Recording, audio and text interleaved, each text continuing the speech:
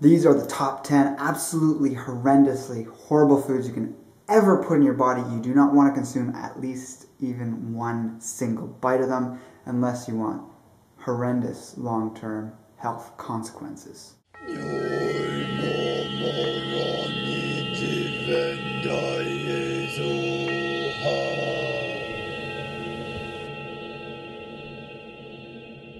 Hello, Kindred Longevity Lifestyle Designers. This is Zach, your secretsoflongevity.com.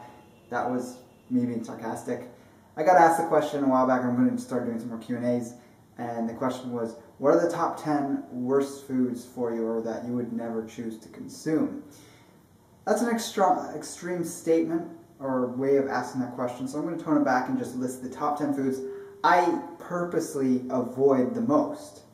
So when it comes down to it, if you were to eat this for any period of time, even for a little while, it's not going to be the end of the world. It's not going to cause too many problems, but down the road, if you were to make these staple foods for a long period of time, you're going to run into health issues caused by them. And in some cases, it's not so much about the health effects, but it's more the impact they have on the planet and the environment, which would be my reason for not consuming them very much. The number one thing I want you to keep in mind is that these are foods that I choose to not consume. You might consume them and find they don't give you those health effects or you have no problem with them. We're all unique in our constitutions and what works well for us. So just keep that in mind. Don't take it as supreme dogma that overrides everything.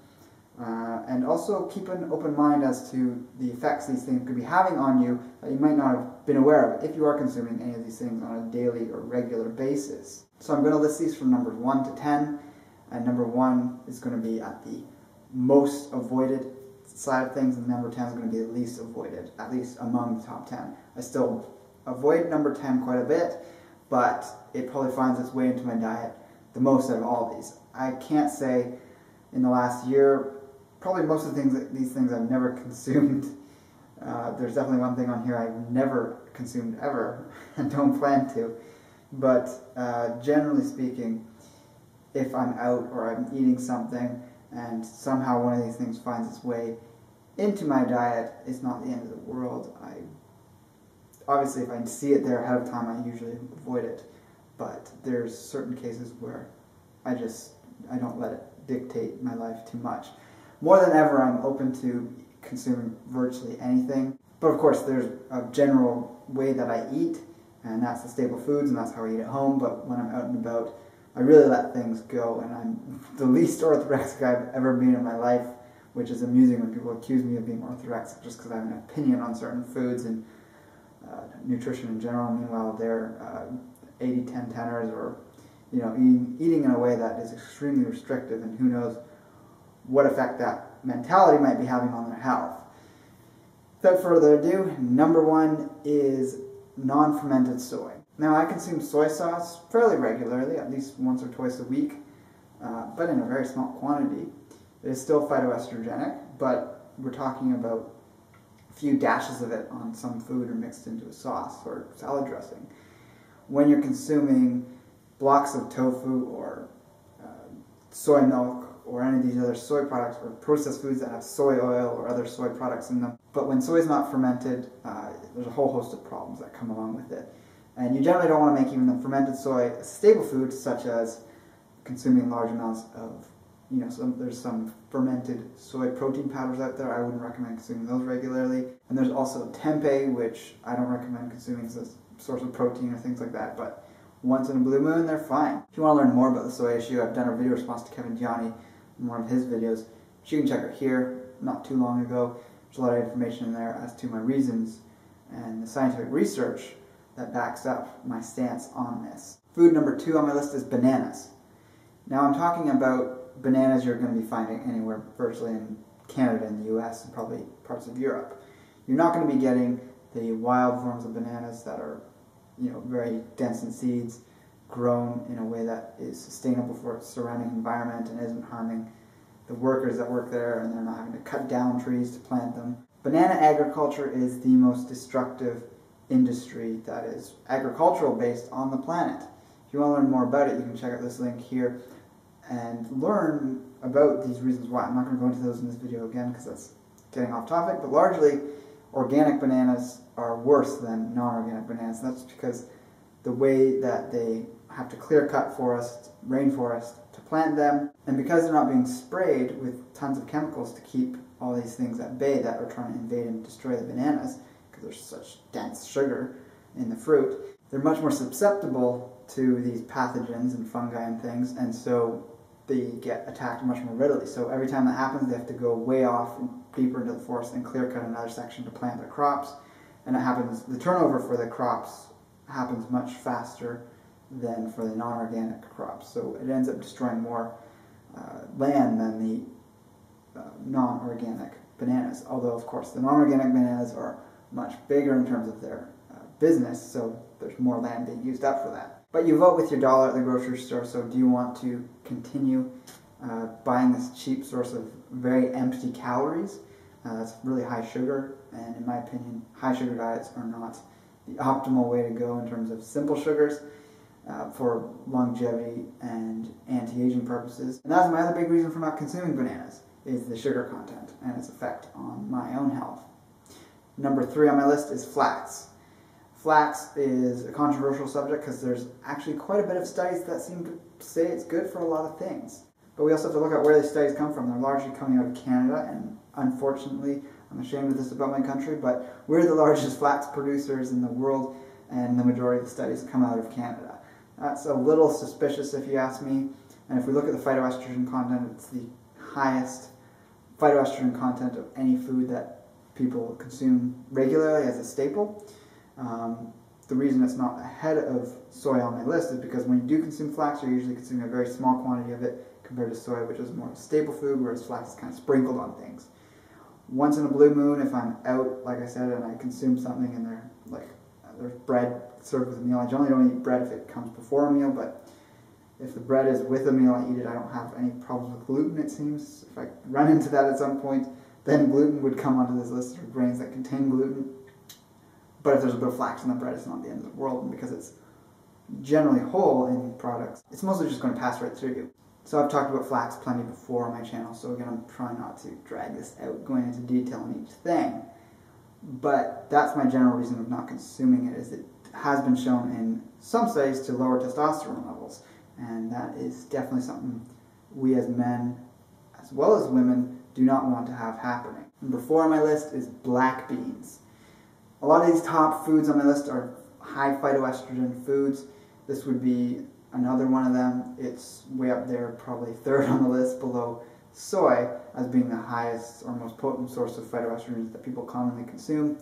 The reason it's not ahead of the other ones here is because my dad sometimes makes a really good black bean salad that has just all these things thrown into it, and I'll consume a very small amount of it, and I'll just get insane flatulence, and it's really something that I just can't do anymore, even in small quantities, but sometimes I do that if my dad happens to have made it. But this is literally like once or twice a year, and I can't even remember the last time I had it.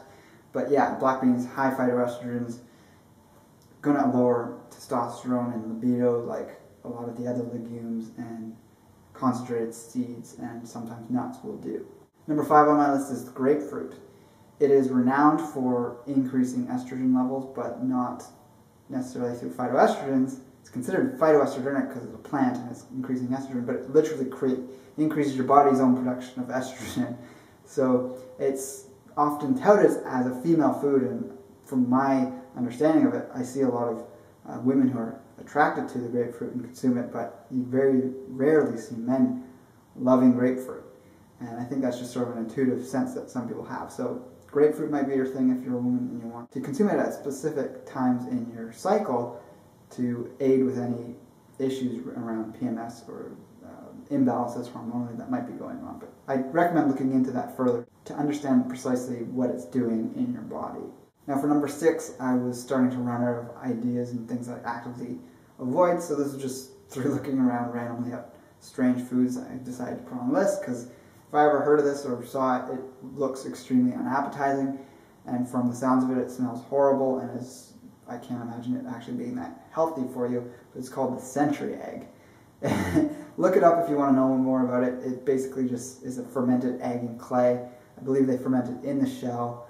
And just with my experiences with, we do Easter eggs in my home growing up, and we experimented with different things like blowing the egg out of the shell, hard boiling it and then dyeing it, and we even experimented with leaving it raw. And if you do it right, you can actually have the egg mummify when you've made it, and then by the next year comes around, if you had it in the corner of the basement, it should have mummified if you have it in a nice dry place.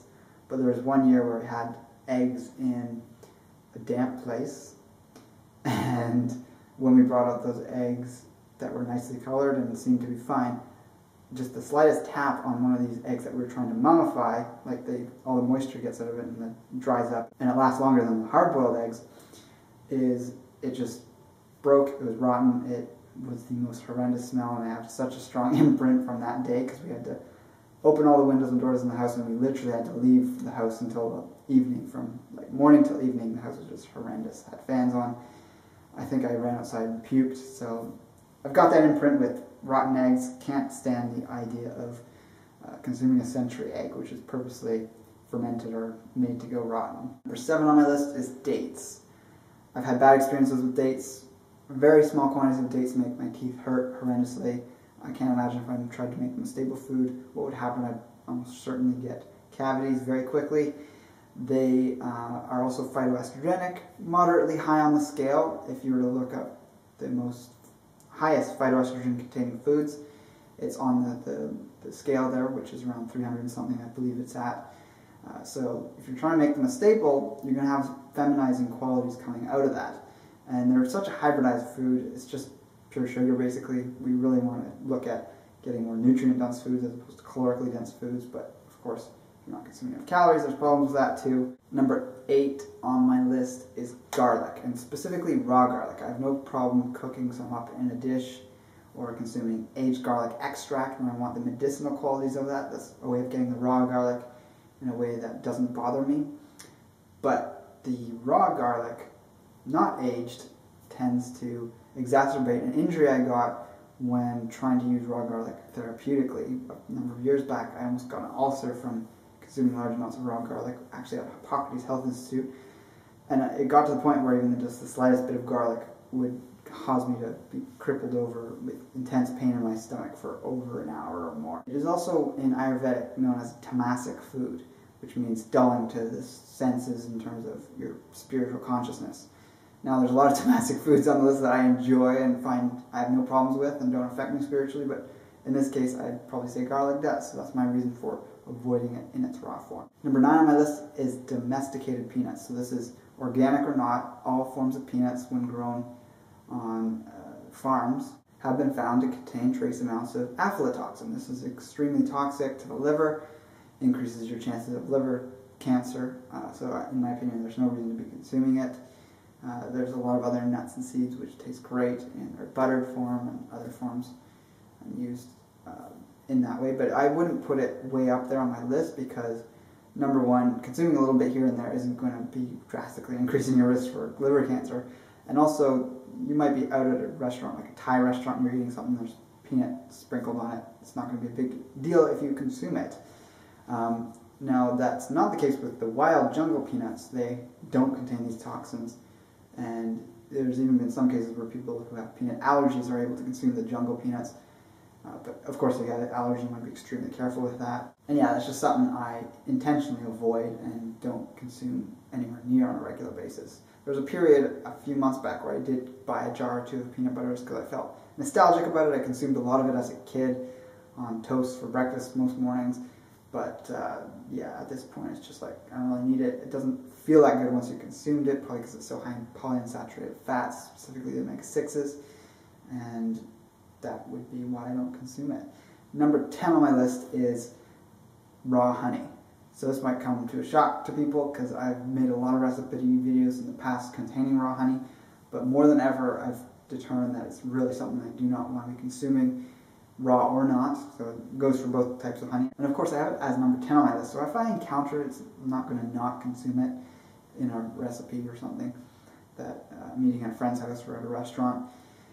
But the effect it has on me, first of all, the acidity of it is quite strong compared to other sweeteners, so there's much better options out there in my opinion. If you were to put it in a drink, it makes the whole drink very acidic. You're washing that out of your teeth, and with me I've had issues with dental erosion or enamel erosion on my teeth, so that's something I definitely do not want to be consuming in its liquid form and having it wash over my teeth for an extended period of time. Then with its medicinal properties, yes, it has the good effects of having enzymes, the antibacterial properties, but it's known to have a very strong downward moving quality to it, if we're talking about the energy or the effects attributed to it with Ayurvedic or Chinese medicine. They both agree on its effects.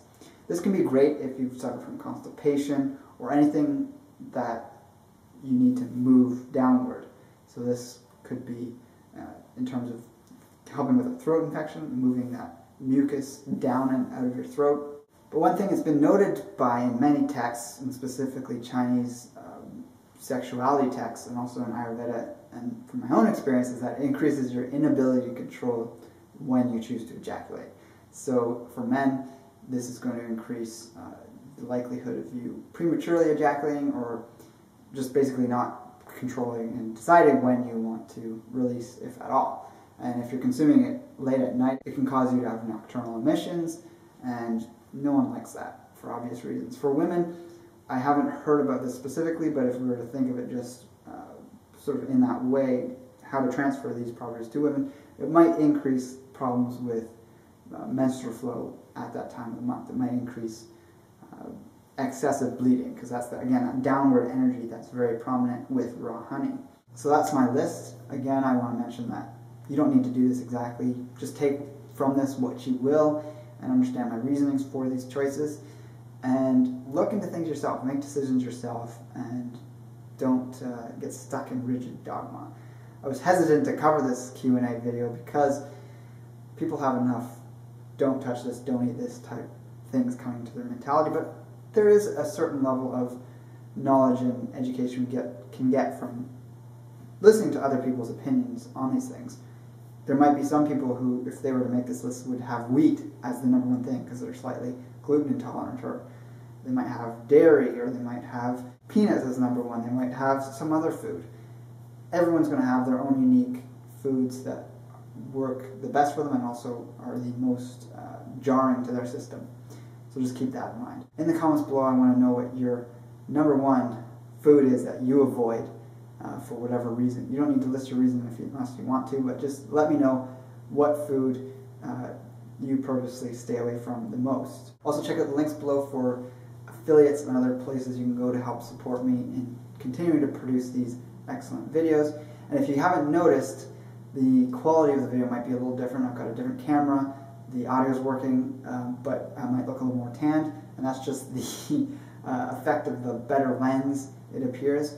I have been getting a little more sun, but it hasn't been that drastic. But this is what I actually look like. When I look back on my other videos, I'm a little surprised to see how pale I look when I was comparing it to this, and all along thinking, wow, these people who are saying, Zach, why are you so pale? I can't trust you because you look pale and don't look healthy, blah, blah, blah. There's a select few people who are saying that, but I think these future videos will be dissuading that mentality. But in a month or two, I'll be getting an even better camera. I'm just borrowing this one for the time being. You can see it only goes up to 720p, so it's a step back in quality, but the lens is better, and eventually we'll be getting back up to that 1080p. And yeah, with that, like, favorite, and share the video, and take care and embrace life without limits. Of course, unless those limits are foods that harm you.